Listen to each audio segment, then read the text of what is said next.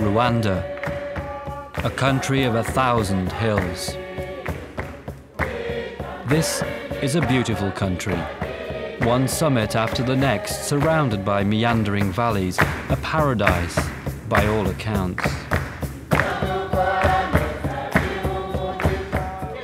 And yet, these hills guard secrets so dark, many will never be told. But as many can be, should be. Not for the benefit of Rwanda alone, but because everyone should know what happened here.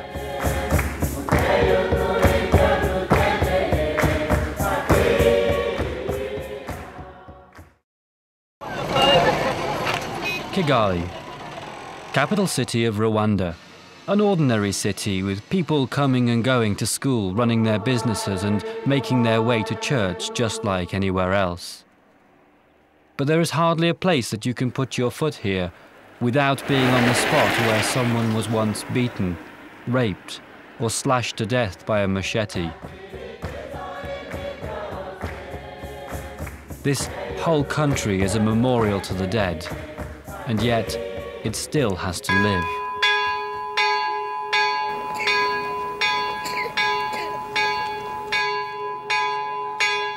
It is Mass at Sanfami Church. There are about 2,000 worshippers packed into this barn-like sanctuary today. During the genocide of 1994, the church became a sanctuary of another kind, as thousands of Tutsi fled there in April to seek shelter. 2 months later, in June, over 1,000 were saved. Then the militia slaughtered those that remained behind, in the church, its grounds, and in mass graves nearby. So they had small trucks here and down there. So they would take people, tie them together, and put them in the truck. And then these people were taken in the mass grave. They were killed on the mass grave, which was at the sector's office. It was extremely terrible for the women because men, women were all targeted. And at first we didn't know they would kill women, you know. So women were collected in churches with their children in search of protection. But these killers, the genocidaires, also targeted the women. The Church of Sanfami is typical of hundreds of sites where massacres took place. It is at once a place of worship in the present and a memorial to the past. Here the living reside with the memory of the dead on every street, in every church, on every hilltop.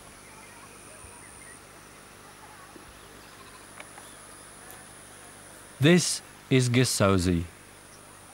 Here in these mass graves, the dead have been gathered up from shallow graves, roadside hedgerows and forest undergrowth, and then buried alongside each other. Very few of these coffins contain the remains of a single person. Stacked up with rough dignity, some contain dislocated fragments of up to 30 people. Brothers and sisters, mothers and fathers, locked now in their crowded tomb. And then there are those who still await their final destination, whose fate hangs in the balance between presentation and deterioration.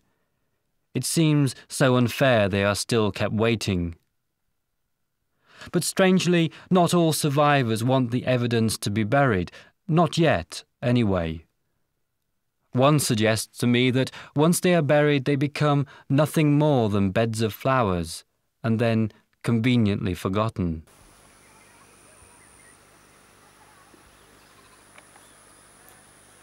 On the slopes of the hillside are the rotting clothes of exhumed corpses, some with forearm bones still in the sleeves they once wore.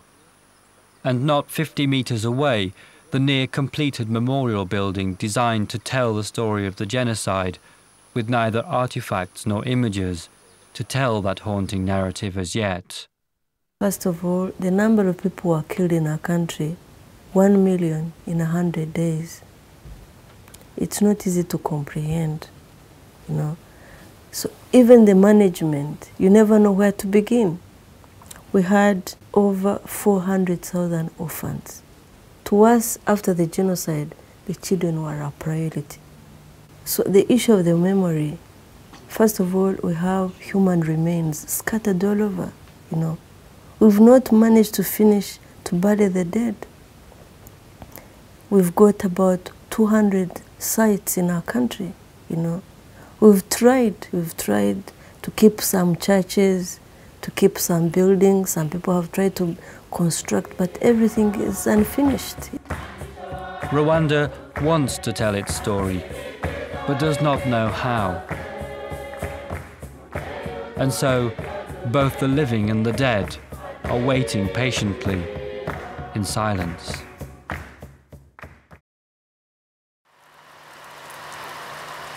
It's raining at Bisesero when we arrive. The hilltop is covered in a dense cloud and there is not a soul to be seen. We take cover in the half-built memorial that looks like a relic of an archaeological dig from another age.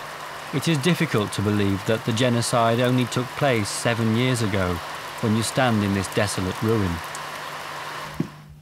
Out of the rain comes a lone survivor who opens the door to the inevitable chamber of horrors. This time, more than 1,000 skulls are waiting in the gloom for someone to give them meaning for their existence. We climb the steps to the top of the hill where the mass grave is. Out of the trees emerge survivors who have learned of our arrival. They want to know why we are there and what we can tell to the rest of the world about their story. They feel betrayed and seek assurances that we will use their words to prevent a repetition of the past. But then you realize just how fragile things are when you look out from these fresh graves to the refugee camp recently erected to house Tutsi fleeing from former genocidaires just across the border. But at Bisesero, there is no one to tell the story of the thousands that were murdered there, or the stories we rarely hear of heroism and resistance.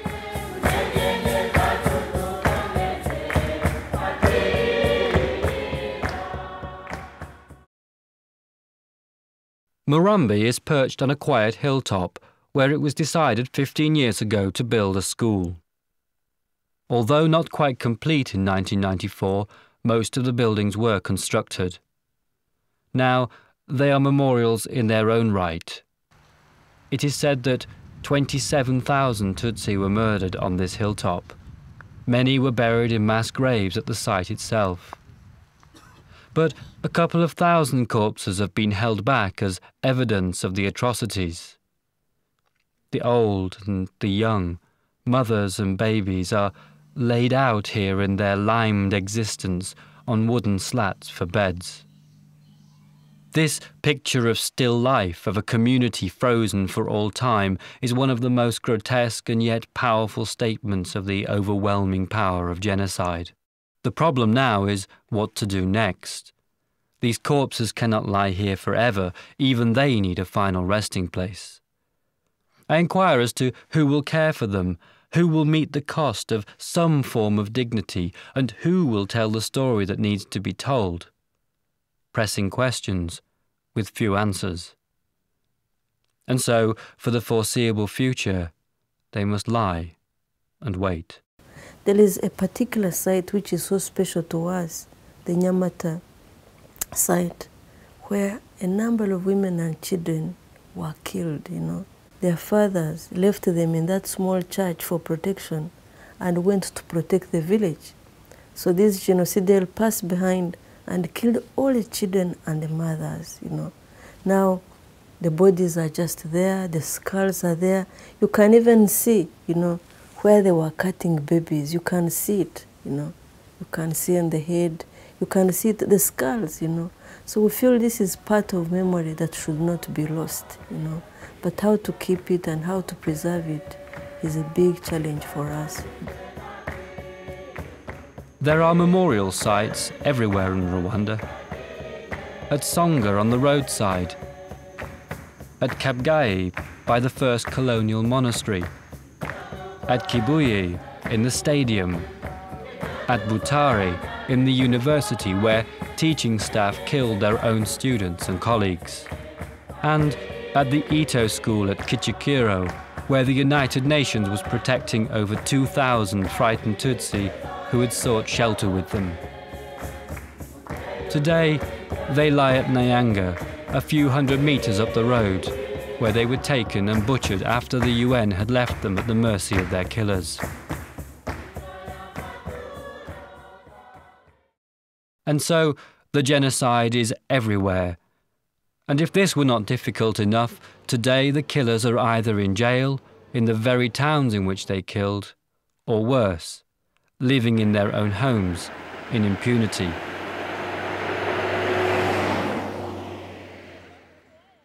Justice is a difficult word in such circumstances, as justice can never be done and yet has to be seen to be done. And so the creation of local traditional courts, the gacaca, literally meaning on the grass, will allow communities themselves to decide how justice should be done. But beyond justice, Rwanda has to learn to live with itself. Reconciliation is a tall order because the past will always be present. But there is a future too. Already there is a generation to teach that does not remember. And those who fled a generation before it all started and then returned after it was over are already more than one step removed. So memory and learning is fundamental for everyone here.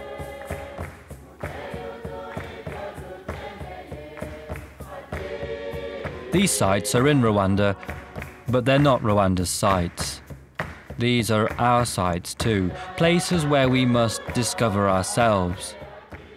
I would that we could blame this genocide on some primitive African tribal conflict.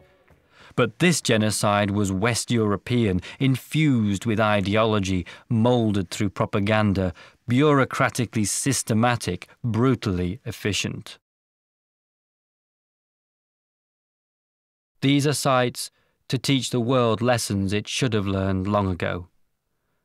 We should preserve them, pay for them, and tell our children about them. Today at Murambi, UNHCR ground sheets protect the corpses of the dead from the elements. 7 years ago, a little protection from the United Nations might have kept these corpses alive. I think there is a lot to learn, because the genocide that took place in Rwanda was preventable. It happened in the presence of the UN. We even protected the UN, you know. The liberators protected the UN first. The international community, first of all, has a heavy responsibility of what happened here and the responsibility of not being able to stop the genocide, which was very, very easy to do. Two, I think the international community should react strongly on the situation in Rwanda, to rebuild the country, to keep the memory, to help the survivors, to assist economic-wise to rebuild the country, because this is very, very important. I think the women feel most the pain of the conflict, you know. Rwanda needs a special understanding. People have to know that this is a very unique situation we inherited. It was very bad, and people should care, if really, not even on just as individuals, you know. This is a crime against humanity. In Rwanda, there is a story that needs to be told. It is important for its own life and stability as it starts all over again.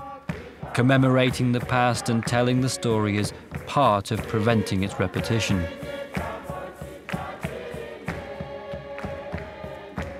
The story also needs to be told, particularly to the likes of me that sat in my armchair at home and watched these people die.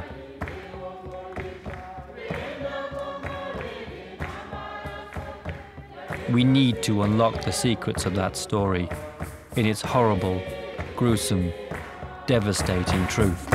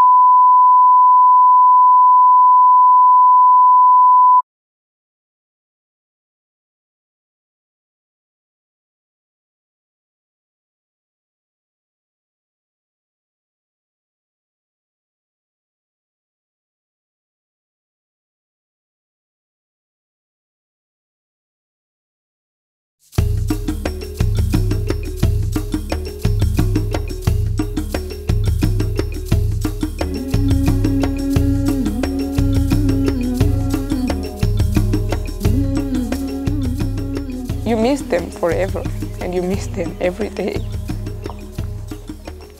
And you think about what your life could have been if they were not dead.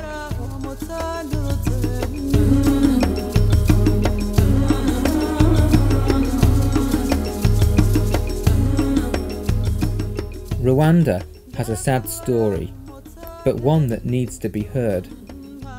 This tragedy did not happen overnight. Previously, people in Rwanda shared the same language and culture. There were a few differences, but life went on as it always had. The Europeans changed all that when they arrived at the end of the 19th century. The Belgians would use the concept of race and tribe to help them rule.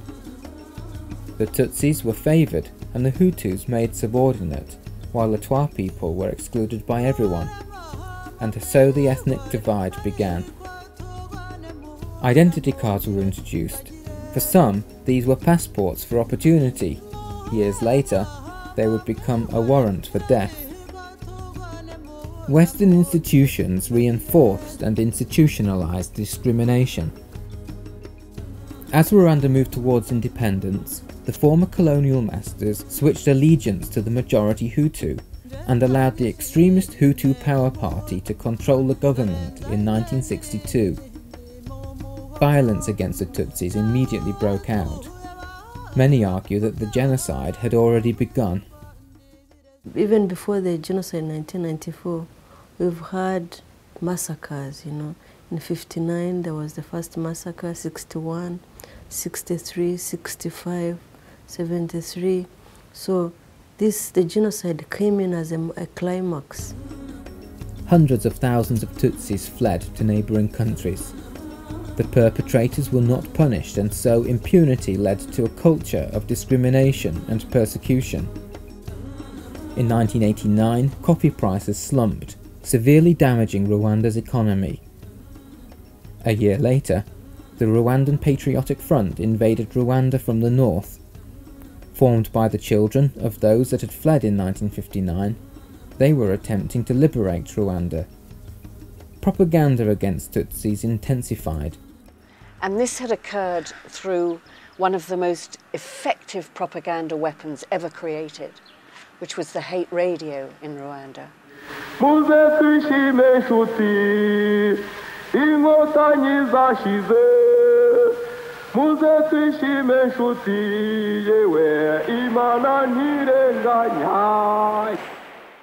Portrayed as cockroaches and snakes, it was clear what the population was expected to do with the threat of vermin.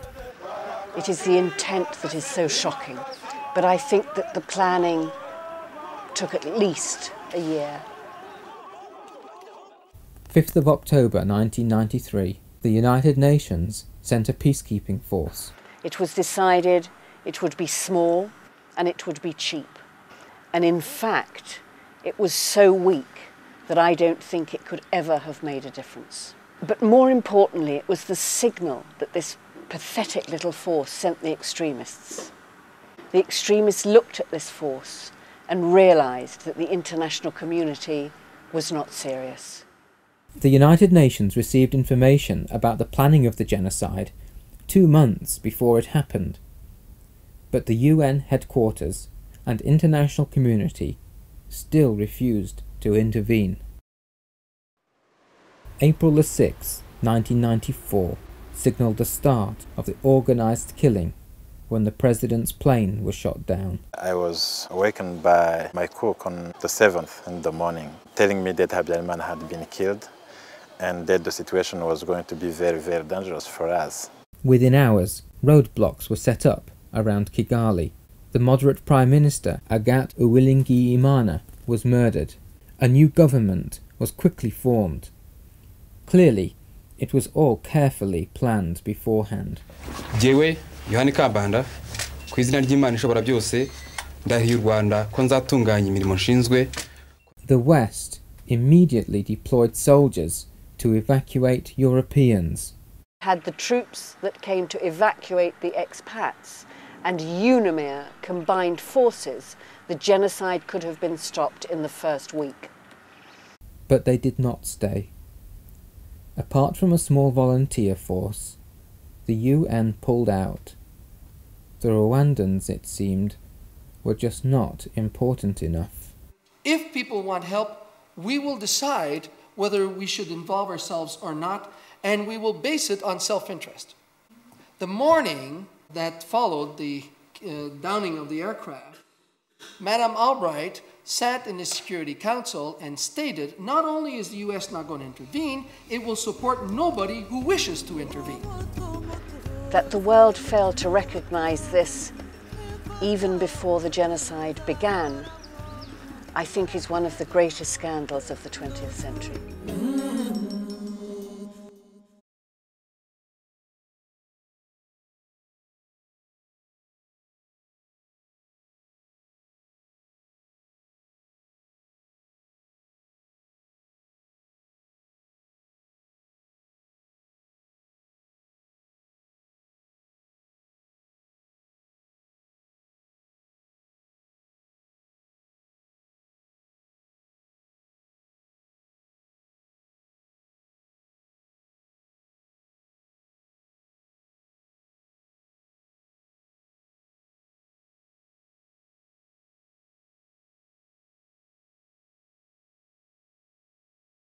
It hasn't been easy for us to manage the aftermath of a genocide. You never know where to begin. We had over 400,000 orphans. To us, after the genocide, the children were our priority.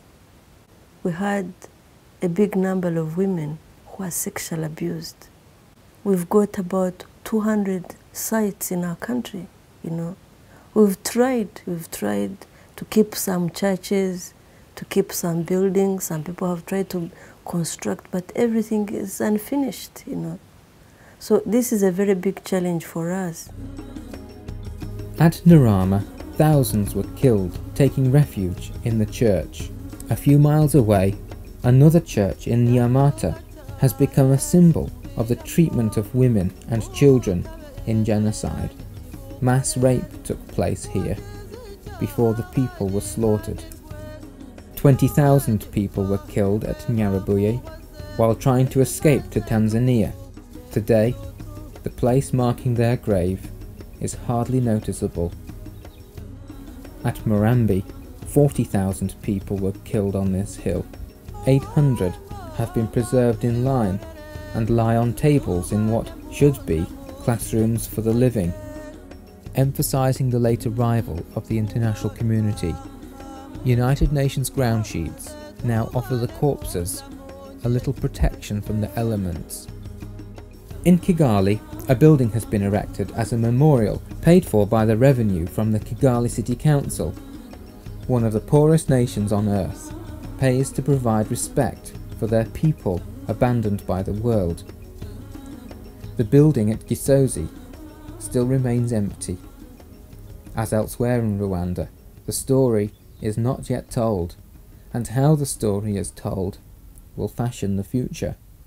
9 years after the genocide, village courts called Gacaca attempt to resolve an unprecedented burden of justice, and former perpetrators who have confessed to committing genocide are being integrated back into the community through solidarity camps.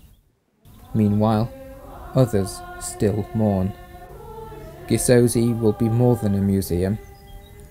It must provide a place where survivors can restore dignity to their families. 250,000 people are buried here. Funerals still take place as more victims are discovered. It is in this context that the memorials must contribute to unity and reconciliation. This will not be a quick fix, but by sharing it together, a positive collective memory can be formed. A new generation must be given a chance, and divisive ideology constantly challenged. Democracy will be strengthened when the value of human life is once again elevated and everyone takes responsibility for its preservation. survivors still wait, hoping and waiting for someone to take notice. And those that return to Rwanda find only simple crosses to mark the place where their families and neighbours now lie. When I arrived here, I went home. Home meaning the house where they lived. And when I got there was no house.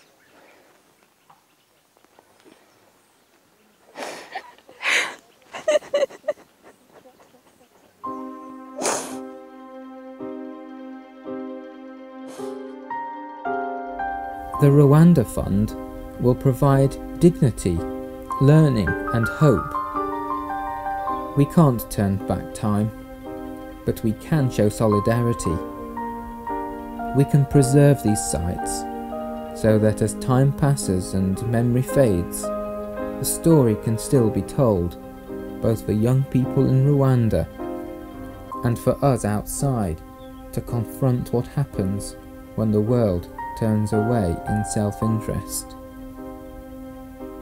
We should see these are our sites as much as Rwanda's. The Aegis Trust is working with survivors and the Rwandan authorities to develop these sites into meaningful memorial and education centres.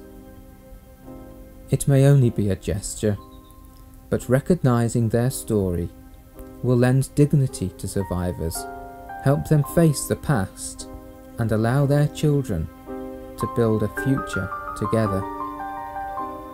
In doing so, we will also give a message to Rwanda that people do care. The impact of what had happened is too great to an extent that it will take generations for Rwanda to not to forget, but to be secured, for people to trust each other again, to live together as one again the way they used to. The impact of this is too great, yeah. But I hope things will get better. I hope this will teach people.